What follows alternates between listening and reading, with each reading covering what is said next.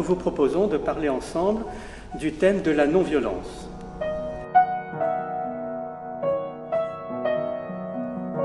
Qu'est-ce que la théosophie peut nous apporter comme idée pour comprendre la non-violence? Peut-on définir la non-violence d'une manière générale selon la théosophie? Évidemment, pour la théosophie, il y a fondamentalement l'unité. Nous sommes tous des rayons de la même unité, inséparables. Donc la fraternité est la loi générale de la vie. C'est donc la base même de la théosophie que cette idée d'unité et d'interdépendance des êtres, et on le voit dans la vie de tous les jours. On a envie que les autres se conduisent d'une manière fraternelle. Alors le problème, c'est qu'on le reproche de manière violente, et cela envenime les choses, mais on a envie que les autres se conduisent de manière fraternelle, nous comprennent, nous aiment, nous aident, etc. Donc on sait finalement que c'est la loi de la vie. Est-ce que cette unité se limite à une seule vie ou est-ce qu'elle est plus large en théosophie? La théosophie propose une philosophie basée sur la réincarnation et karma, c'est-à-dire que l'étendue des pensées et des actions est large, dépasse le cadre d'une vie et remonte à une série de vies dans le passé, une série de vies dans le futur. Toutes les pensées et les actions sont enchaînées par une loi de concaténation de cause et effet qui est résumée par le mot karma. On peut revenir à la définition de ahimsa ou non-violence par rapport au terme de sanskrit. Le a est la particule privative, c'est-à-dire l'absence de, et himsa c'est violence ou blesser quelqu'un. Donc autrement dit, ahimsa ou non-violence veut dire l'abstinence, la non blesser quelqu'un. Tout homme et toute créature vivante, en fait, par la pensée, par l'action et aussi par la parole. Vous avez cité le karma. On peut donner une petite définition de karma? Alors, karma, évidemment, il ne faut pas en faire une histoire de punition et de récompense, parce qu'on reste toujours dans l'égoïsme. Karma, c'est de récolter les causes que nous avons semées, pas seulement en tant qu'événement, mais en tant que tendance de caractère, tendance de pensée. Et c'est en fait donc pas simplement par rapport à un passé qui serait très lourd, mais c'est l'opportunité de prendre conscience de certaines choses et de semer des causes nouvelles pour récolter les effets nouveaux, et ça individuellement et collectivement. Nous le savons bien, en fond, finalement, nous essayons de tricher des fois avec cette loi de karma, mais nous savons bien que si nous cherchons des histoires, bien, nous allons avoir des histoires, et si nous avons tendance à la fraternité, à la concertation, au dialogue, eh bien, ça risque d'être tout à fait différent. Et c'est ça la loi de karma, c'est donc pas simplement le poids du passé qui est là, bien sûr, mais la capacité que nous avons de réagir positivement en ayant pris conscience des problèmes. On pourrait penser que la non-violence repose sur l'idée d'une philosophie, comme vous l'avez dit tout à l'heure, mais qui est une dimension universelle et éthique. Oui, une philosophie est basée sur une connaissance, c'est la gnose, c'est-à-dire une connaissance sagesse qui couvre toutes les lois de la nature et appliquées aux hommes et à tous les règnes, les animaux, les plantes, etc. Et l'étendue couvre aussi les lois visibles et les lois invisibles.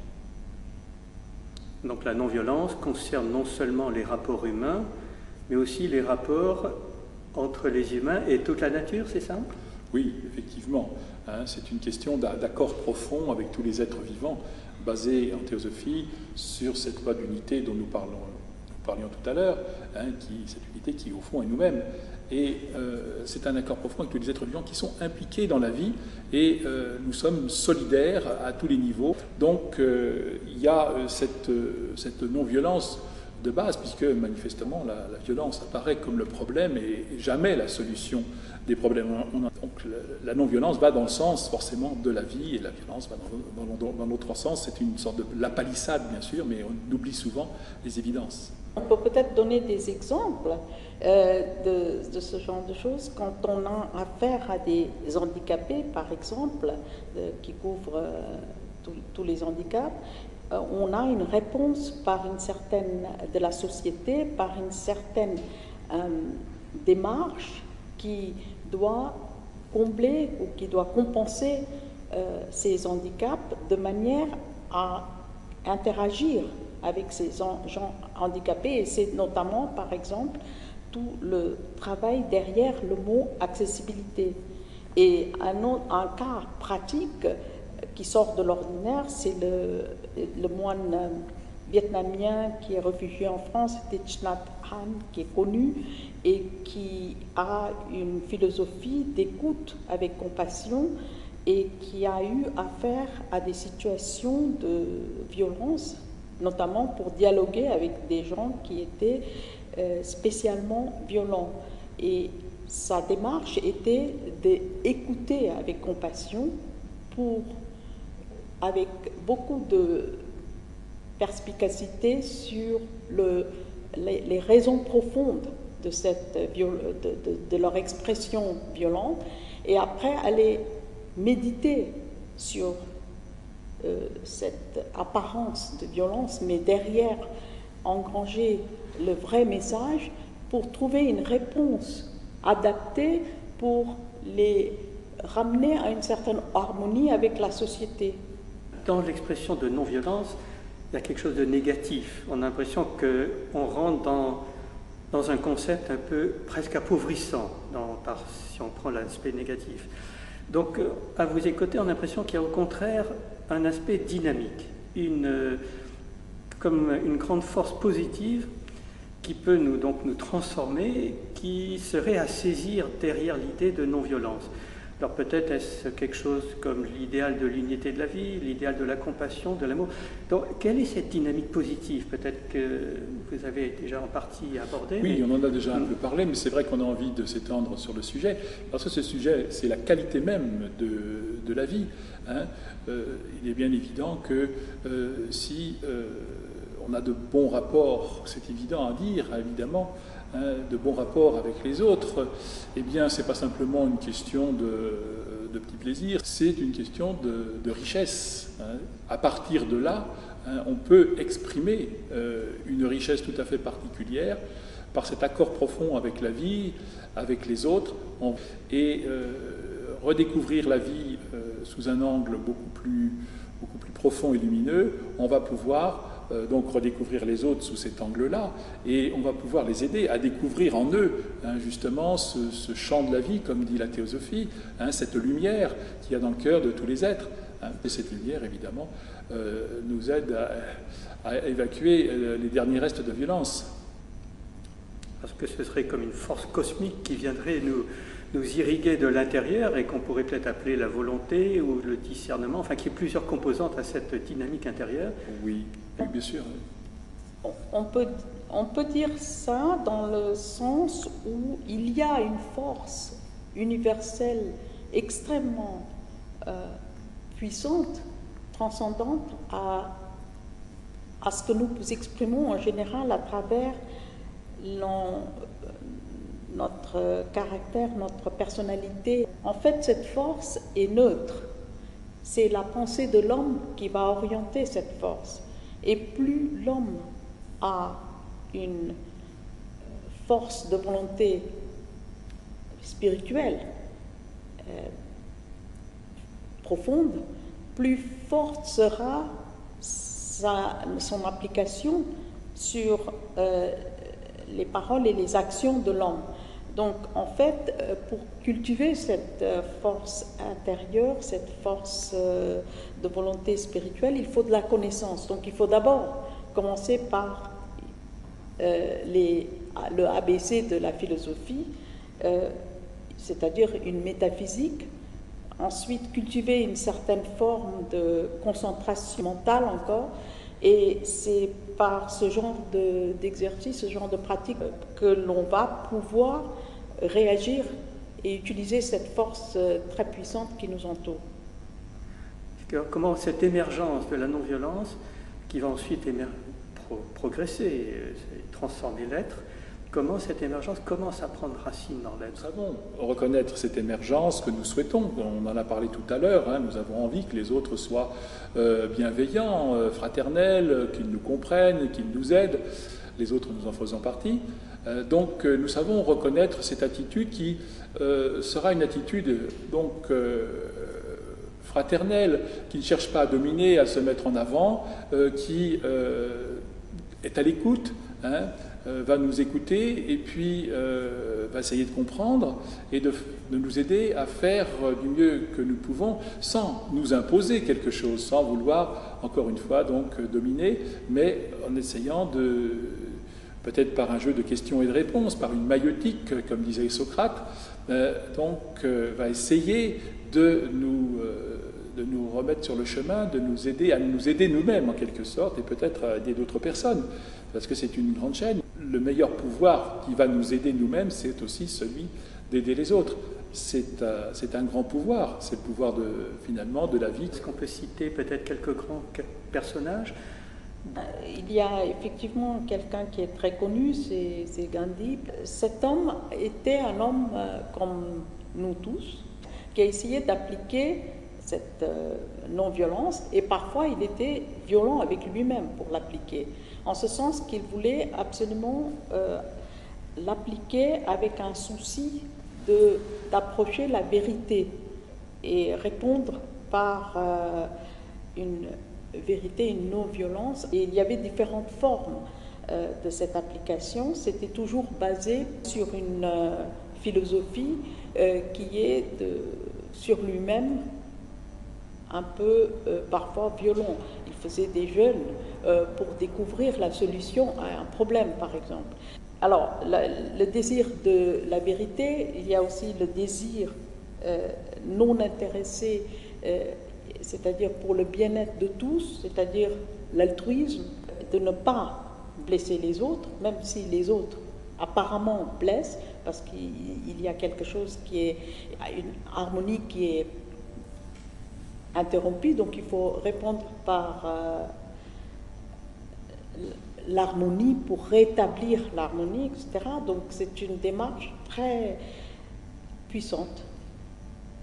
Là, vous avez cité un personnage donc, comme Gandhi, oui, qui a donc développé la non-violence dans un certain contexte. Est-ce qu'il aurait pu développer la même attitude de non-violence dans des contextes différents? Et alors la non-violence, ce n'est pas simplement une méthode, c'est un état d'esprit aussi, nous l'avons vu, et un état d'esprit donc actif, donc ce n'est pas quelque chose de passif, d'attentiste, et ça va dans le sens bien sûr de l'humain, quelles que soient ses croyances, quelles que soient ses opinions. Et donc, dans n'importe quel contexte, et bien sûr, on peut développer cette attitude de fédérer les hommes d'une manière, les femmes, bien sûr, d'une manière non violente. Ça donne la force de supporter ce qu'on ne peut pas changer pour le moment, et ça donne aussi la force de changer en nous-mêmes et à l'extérieur ce que nous pouvons changer. Il faut en général beaucoup de patience.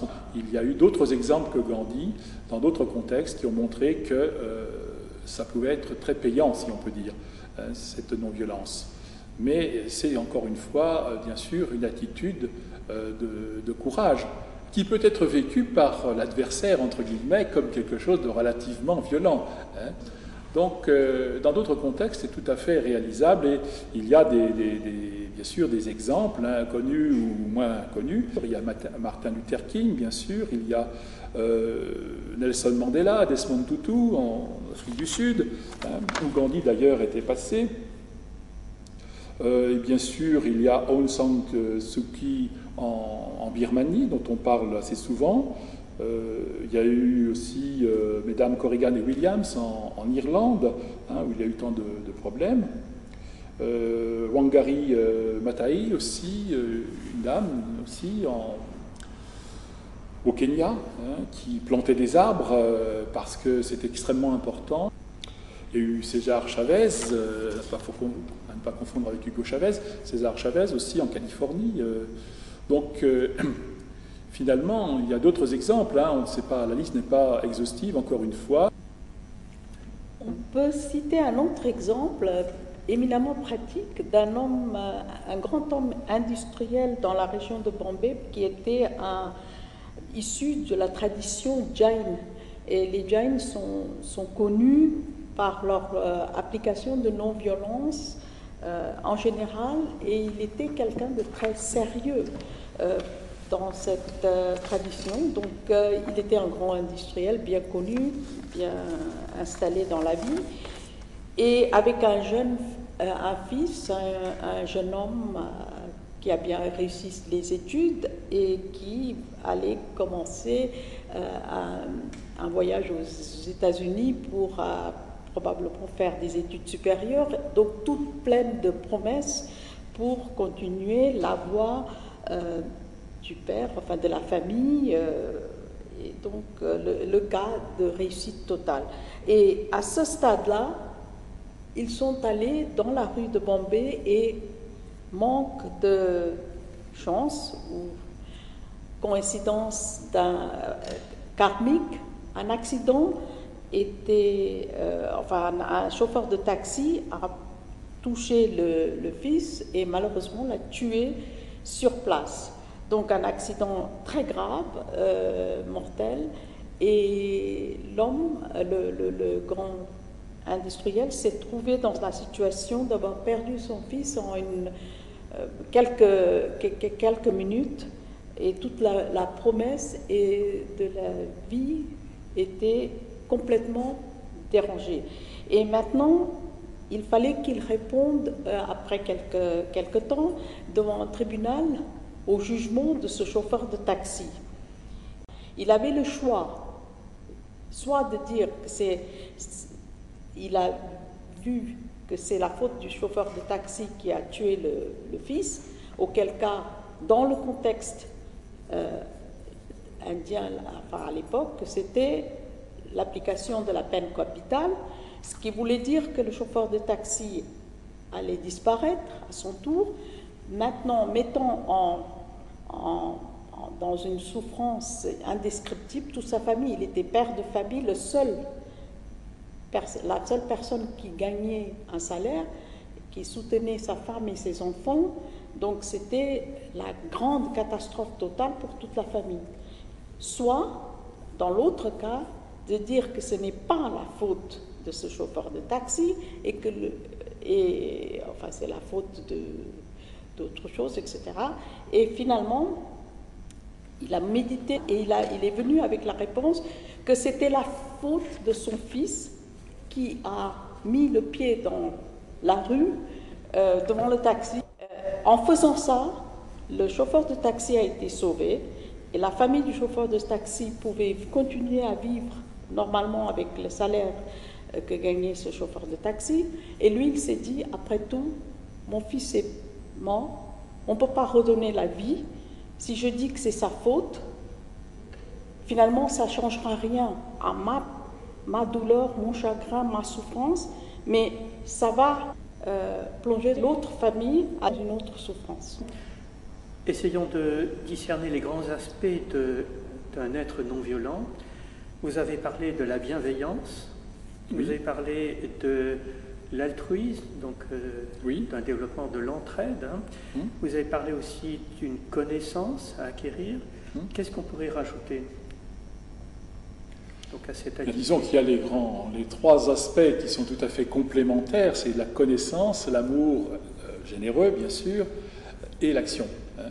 Donc c'est assez normal que effectivement cette connaissance et cet amour généreux se manifestent comme action et que l'action soit porteuse de cette connaissance et de cet amour en soit l'aspect manifesté et qui va toucher les autres à l'intérieur, hein, au plus profond dans leur propre cœur.